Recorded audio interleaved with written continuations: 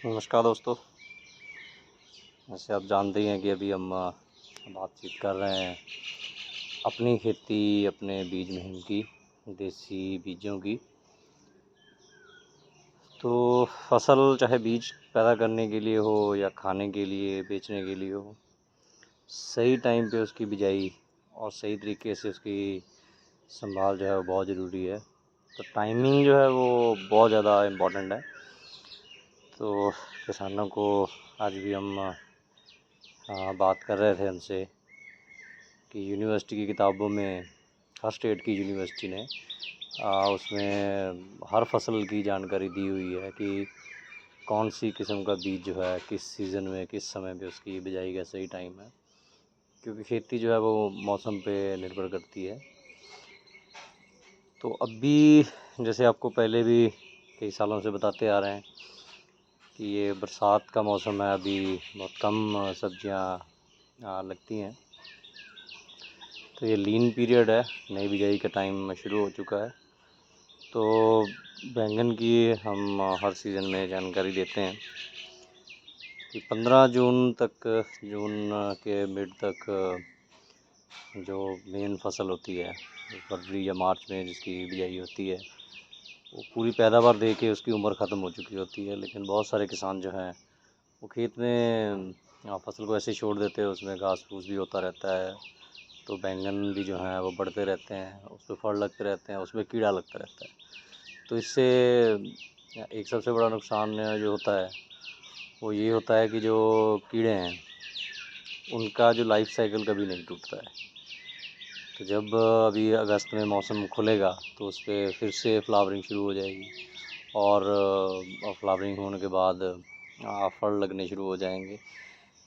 तो ये मौसम के हिसाब से ही सब होता है। तो हम हर बार जो है बैंगन के पौधों को ऐसे काट देते हैं। तो ये देखिए आप, जैसे इसको सारी मेन ब्रांच काट दी थी, तो अभी इस पर फ्लावरिंग जो है दोबारा ये रीजुविनेट भी हो गया है। और अभी इस पर देखिए कि ये फ्लावरिंग जो है वो भी शुरू होने वाली है। तो इसमें से कितने फल बनेंगे अभी तो कहा नहीं जा सकता है, लेकिन अगले महीने, आज से 15 दिन बाद, इस पर प्रॉपर जो है वो फ्रूटिंग भी शुरू हो जाएगी। ये तो और पौधे हैं दो, इनमें थोड़ी फ्लावरिंग लेट शुरू हुई है। जो कटाई लेट शुरू की थी हमने, तो इसमें भी अभी ये रिजुविनेट हो चुका है। तो इस तरीके से जो है आपको फसलों की जो है देखभाल करनी पड़ेगी। तो जैसे अभी ये पपीते थे, ये अपने आप ही उग गए, किस्म तो पता नहीं है। इसका मतलब पपीते की बिजाई का टाइम जो है वो जून महीना है। तो यहाँ आप देख सकते हो ये खरबूजे के बीज खा के हमने ऐसे फेंके हुए थे, तो यहाँ खरबूजे खरबूजे उगे हुए हैं। ये शायद कोई करेले के बीज पहले के गिरे होंगे, जहाँ कोई पका हुआ करेला आया होगा, तो ये करेले के पौधे उगे हुए हैं।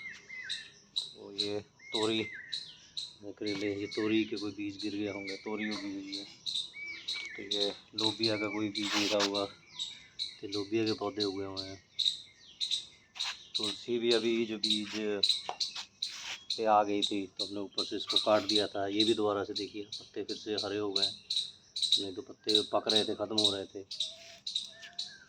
ऐसे ही जैसे बीज निकाल के हमने फेंके थे, तो हल्के बीज जो है वो पानी में ऊपर तैरने लगते हैं, तो उनको अलग किया जाता है। तो यहाँ पे शायद कुछ अच्छे बीज आ गए हों, तो ये बैंगन के पौधे भी उग गए। लेकिन बैंगन की जो बिजाई का सही टाइम बताया गया है, जो पनीरी लगाने का टाइम है, तो यही जुलाई का मिड बताया गया है। तो हम किसानों को 15 जुलाई के बाद सिफारिश करते हैं। तो चलिए, ये बाई चांस कुछ पौधे हो गए हैं, तो ये भी निशानी है कि ये सही मौसम है। इस बार बारिशें 10 दिन, हफ्ता 10 दिन पहले शुरू हो गई थी, तो हो सकता है कि वो वाला मौसम बन गया हो। तो ये ऐसे ही जो है बीज जहाँ जहाँ भी गिरे हुए हैं, क्योंकि हम मल्चिंग करते रहते हैं, तो मल्चिंग करने से कुछ ना कुछ कई बार बीज गिर जाते हैं, या बीज निकालते हुए फलों में कई बार जो है वो इक्का दुक्का बीज जो है वो साथ में चले जाते हैं। तो इन चीज़ों का ख़ास ख्याल रखना चाहिए कि बिजाई किस टाइम पे करनी है। तो कोई भी फसल, जैसे बैंगन एक पेरेनियल क्रॉप है जो लगातार कई साल चलती रहती है, तो उसकी आपको देखभाल जो है वो सही तरीके से करनी चाहिए। तो ये फरवरी की बिजाई वाले बैंगन थे। तो जो एक तीसरी बिजाई के आप यहाँ पे देख सकते हो, इसमें फ्लावरिंग आ रही है, पौधे अच्छे हैं। तो ये जो अप्रैल वाली बिजाई है, ये 4-5 पौधे वो वाले हैं। यहाँ भी कुछ पौधे जो है वो पूरे काटे हुए थे, तो अभी जो है वो रीजुविनेट हो चुके हैं, वो फिर से सुजीत हो चुके हैं। तो अगर अभी भी आपने बैंगन ऐसे ही छोड़े हुए हैं तो उसकी आप कटाई कीजिए। नीचे से 1 से 2 फीट छोड़ के आप कटाई कर सकते हैं। तो 1 आध महीने में वो फिर से वेजिटेटिव ग्रोथ करके फ्रूटिंग पे आ जाएंगे और कीटों का जो है जीवन चक्कर भी जो ख़त्म हो जाएगा। और ये भी अभी जो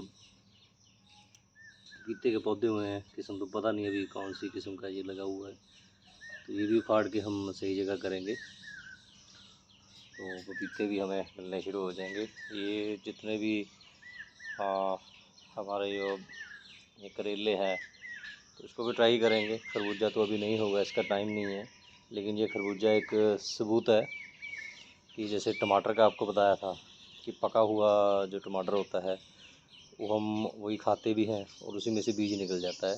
ऐसे ही खरबूजा और जो तरबूज है, हदवाना है जिसको बोलते हैं, तो पका हुआ होता है तो उसके बीज खा के आप निकालो तो वो उग जाते हैं। आप उसको संभाल के रख सकते हैं, किस्म पे डिपेंड होता है। तो बहुत ज़्यादा मेहनत करने की ज़रूरत नहीं है उसमें। तो ये अच्छे से अपने आप ही बिना किसी खाद और ऐसे ही फेंके हुए बीज ऊपर फेंके थे, मिट्टी में भी नहीं दबाए थे, तो बारिश की वजह से थोड़ा बहुत दब गए हों, तो वो भी उग रहे हैं। करेले के कितने नाजुक बीज होते हैं, तो करेले के बीज भी जो है वो अपने आप यहाँ उग रहे हैं।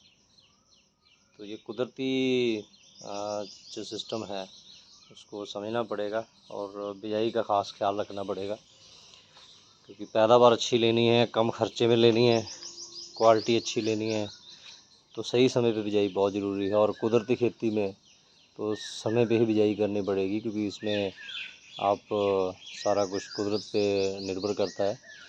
तो अगर मौसम के साथ आप ऊंचा नीचा इसको करोगे, कोई आप आगे पीछे, क्योंकि पानी पंजाब में तो अवेलेबल है कि पानी लगा दिया तो फसल तो कुछ ना कुछ उग ही जाएगी, उसमें तो कोई दो राय नहीं, पैदावार तो वो दे ही देगी।